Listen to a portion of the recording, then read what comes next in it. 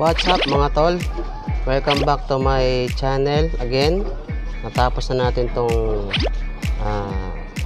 3D wall bricks painting. Ngayon, ang isusunod natin naman ay ang tong kesame. Ayan. Nalagyan natin siya ng design. Itong nilagay ko na ito. Ayan. Ayan, itong design na ito. Lagyan natin tong marble painting din. Yan, ito hanggang dun sa dulo. Yan, hanggang sa dulo ito. So ito nilagyan ko na siya ng design. Ano siya, butas siya na merong screen para yung hangin nakakapasok. So ito, yan, dalawa tong design nito na mahaba. Yan. Yan. Oh. Yan, gagawin natin yan. So ngayon, bago natin tong gawin, kung bago ka pa lang sa channel ko, huwag mong kalimutan na manood at least 5 minutes. I-like and subscribe. At paki-click na rin ang notification bell para updated ka sa lahat ng aking mga video na gagawin, aking mga vlog. Katapos nito, magsha-shoutout tayo sa mga tol natin na mga nag-comment sa aking comment section.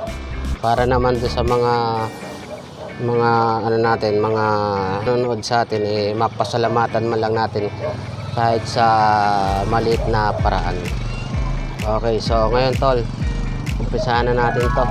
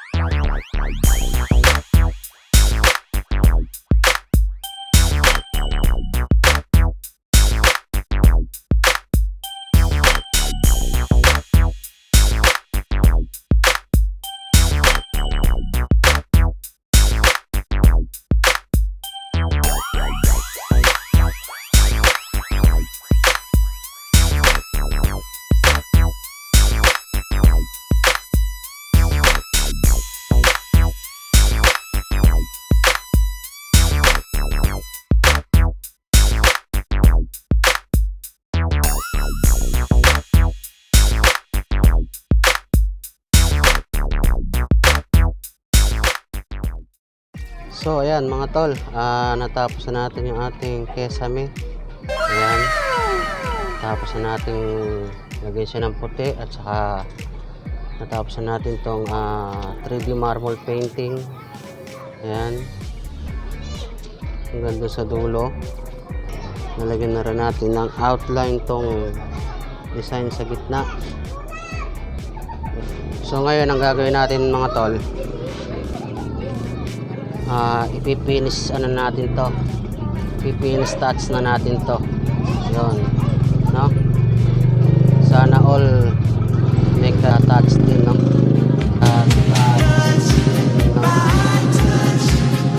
Yan.